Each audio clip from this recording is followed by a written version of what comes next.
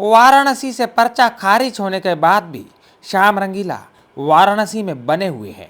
इसी बीच काशी हिंदू विश्वविद्यालय में पिछली 10 मई से भूख हड़ताल पर बैठे हुए डॉक्टर ओम शंकर जी से मिलने पहुंचे और उन्होंने बताया। दोस्तों नमस्कार, मैं श्याम रंगीला हूं और मैं वापस आ गया हूं वाराणसी में और 2 दिन का मैंने ब्रेक लिया था। अब जो आ गया हूं मैं अब चुनाव तो नहीं लड़ रहा हूं, चुनाव से तो कोई अब लिंक ही नहीं है हमारा। तो आज इनसे मुलाकात हुई तो मुझे पता चला कि इनके कुछ विचार हैं इसके बारे में, ये हम डिटेल में बात करेंगे। लेकिन जब मिला तो मुझे लगा ये इनके नहीं, ये हमारे विचार हैं, और जब आप सुनेंगे तो आपको लगेगा कि ये आपके भी विचार हैं। तो ये सबसे पहला था राइट टू हेल्थ।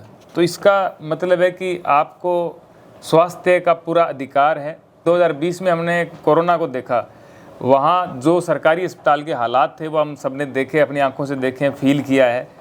2021 में भी वो सेम हालात, उससे बदतर बने थे, कोई सुधार उसमें बहुत बड़ा हुआ नहीं था। और मुझे लगता है कि 2024 आते आते भी आज के टाइम में वही कंडीशन है। अगर आज भी वैसी कोई कंडीशन आ जाए तो वही चीज़ है। वैसी कंडीशन तो बहुत बड़ी बात है। अगर नॉर्मली किसी की तबीयत ख़राब हो जाए तो उनको जा कर के देखें तो सरकारी अस्पताल में बेड मिलते नहीं हैं। तो सबसे पहली चीज़ तो ये है कि ये हमारा मानना है कि सरकार को 10% जो पैसा है वो स्वास्थ्य में लगाना चाहिए, 10% शिक्षा में लगाना चाहिए।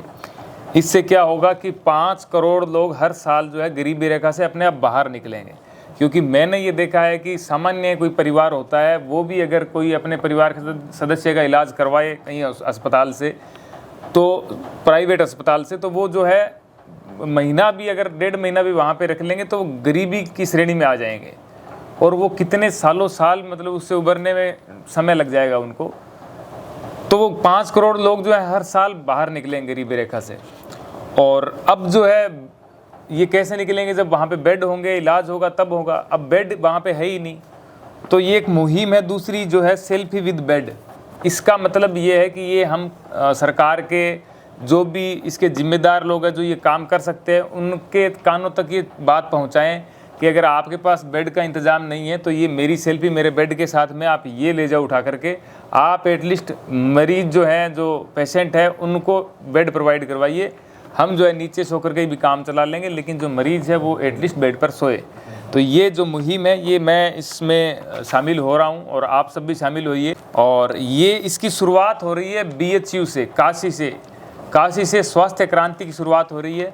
और मुझे पूरा विश्वास है कि सर की जो मुहिम है ये हम सबकी मुहिम है और ये पूरे देश की मुहिम बनेगी। एक मिशन है, ये आंदोलन है, और ये बहुत जल्द रंग भी लाएगा।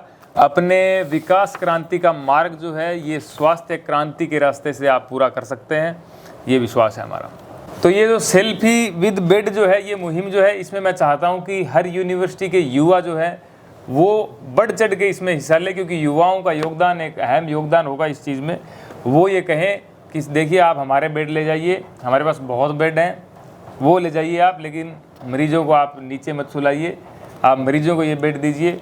और ये जब युवा आवाज़ उठाएंगे, जैसे कि सर ने कहा कि हम सब युवा ही हैं, हर कोई युवा है, लेकिन जो युवा यूनिवर्सिटी वाले युवा है ना, उनमें एक अलग ही ऊर्जा रहती है। तो वो युवा जब आवाज़ उठाएंगे तो ये आवाज़ गूंज करके कानों में पहुँचेगी, और बिल्कुल इस पर बहुत जल्दी एक विचार बनेगा और बहुत जल्दी ये कारगर साबित होगी हमारी मुहिम, हमारा मिशन। बहुत धन्यवाद।